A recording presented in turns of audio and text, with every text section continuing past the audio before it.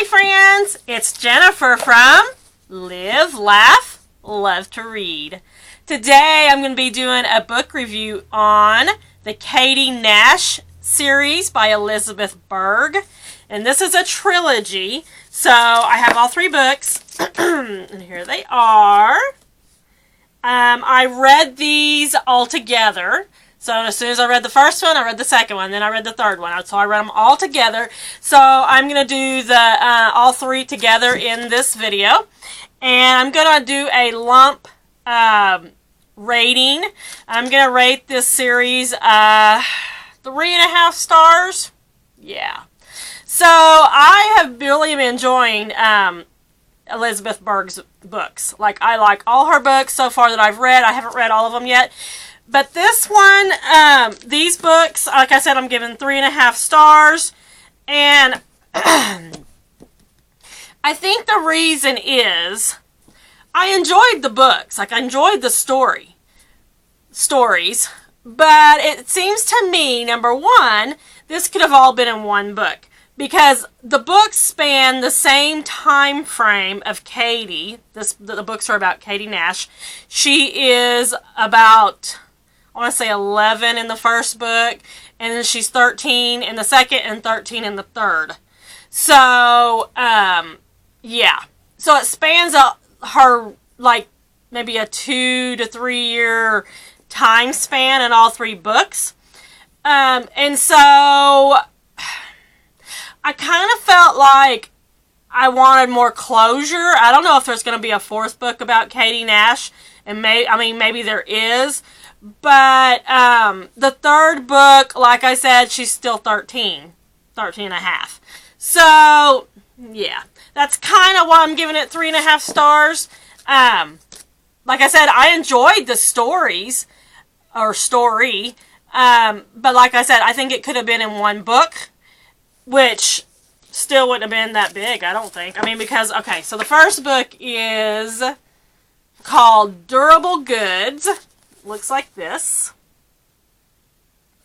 And it is, let's see how many pages it is. 192 pages. The second book is called Joy School. Looks like this. And it is 208 pages. The third book is True to Form. And it is 213 pages. So I guess that would have been a pretty big book. But still, I read them like it was one book.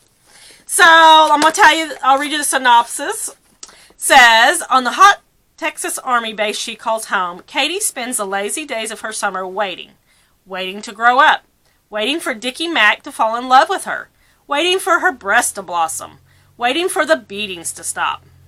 Since their mother died, Katie and her older sister Diane have struggled to understand their increasingly distant, often violent father. While Diane escapes into the arms of her boyfriend, Katie hides in her room or escapes to her best friend's house, until Katie's admiration for her strong-willed sister leads her on an adventure that transforms her life. Yeah. Second one, Joy School. A story that tugs at the heartstrings. 13-year-old Katie is new to her Missouri town, living along with a stern, inaccessible father following her mother's death. Unable to fit in at school, she forges alliances where she can, with her housekeeper, with a pimply fellow misfit named Cynthia, and with the gorgeous tailor who gets her kicks out of shoplifting. Most frustrating of all is Katie's imperfect friendship with the proprietor of a local gas station, a handsome 23-year-old who shares her love of checkers but doesn't return her crush, and happens to be married with a kid. Yeah. Yeah. Third book, True to Form.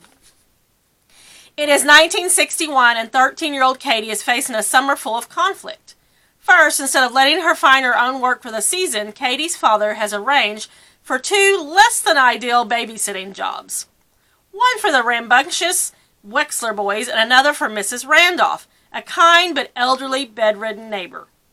To make matters worse, Katie has been forcibly inducted into the loser Girl Scout troop organized by her only friend Cynthia's controlling and clueless mother. So, okay, like I said, these stories follow Katie, and she's the same age, basically, in all of them. I mean, with just a few years difference. The first one basically is about her and her sister Diane, who is older than her. So I want to say I want to say 17 in this one. And she ends up running away with her boyfriend, and they actually take Katie with them. But then Katie changes her mind, calls her dad, and she goes back home. But Diane does not. She goes with her boyfriend to Mexico. She gets pregnant. Yeah. Second book, so Katie's dad is in the military, so they move all the time. So they have moved from Texas to Missouri. And it's just the two of them now. So they get a housekeeper. Her name is Ginger, and she's young. She's probably, I want to say, late 20s maybe. Something like that, maybe early 30s. And Katie starts becoming, friends with her, and she's kind of her confidant, And in the meantime, Katie gets a new best friend named Cynthia, who is a loser just like her. That's what she calls themselves. But really, her and Cynthia become quite the good friends. Then she meets a boy named Jimmy who works at the gas station by her house, and he's 23, and they start becoming friends, and she gets this big crush on him and finds out he's actually married and has a baby and all that. Well, he thinks they're just friends, and they are, and she's 13. He thinks that she's 15, because that's what she's told him. And she has quite the crush on him, but he doesn't realize it, and he just thinks they're friends. Yeah. So the third book, they're still in Missouri. Katie is like 13 and a half now. And some things happen, and Diane, the sister, comes back for a little while, but then she leaves again, and she moves to California by herself, gets divorced from her husband. Yeah. So I don't want to tell you too much, but I would recommend, if you want to read these, to read them all together like I did, because I feel like it's one book. Let's see if I can get a picture of all three. I feel like it is. I feel like it's one book. Yeah. And like I said, I'm giving it 3.5 stars. I enjoyed it. Would I recommend it? Yes. Would I still pick up Elizabeth Berg's books? Yes. But I would say this is not her best ones that I have read. But yeah, I enjoyed it. 3.5 stars. Also, let me show you my shirt. I don't know if I've shown this one already, but it's my Christmas shirt.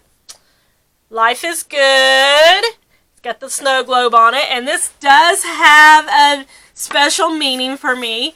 I got my daughter the same shirt last year, so we have matching Christmas shirts. And, excuse me, every year for Christmas, I give my daughter a snow globe. I don't remember when it started. It started when she was a little girl. I don't remember when. But she's always loved snow globes. So every year I get her a snow globe. And it's usually a Disney one. And I usually buy it in the summertime at a garage sale. Yes. And I always buy one that looks brand new. And I will get it for less than $5 usually. Usually less than $5. And it's our thing. So every year I get her a snow globe. And so last year I got us these Christmas shirts. And now these are our Christmas shirts. And I wear mine all December, like a lot. Like this is Tuesday. And I wore it yesterday too. I just love it. And I love Life is Good shirts. So, if Life is Good hears about this, I would love to be a sponsor for you because I love Life is Good t-shirts. I have several. Maybe I'll do a video one day on all the Life is Good shirts I have. A lot of them are too big now because I've lost weight. Yes, I have lost weight. I used to wear a 2X, and now this is a size large. Yeah, I know, it's so cool. Anyway, so I got off topic there, didn't I? What can I say? I do that. Anyway, if you like this video, give me a like and a subscribe. And don't forget to check back for more book videos coming up soon. Thanks, friends. I'll see you next time.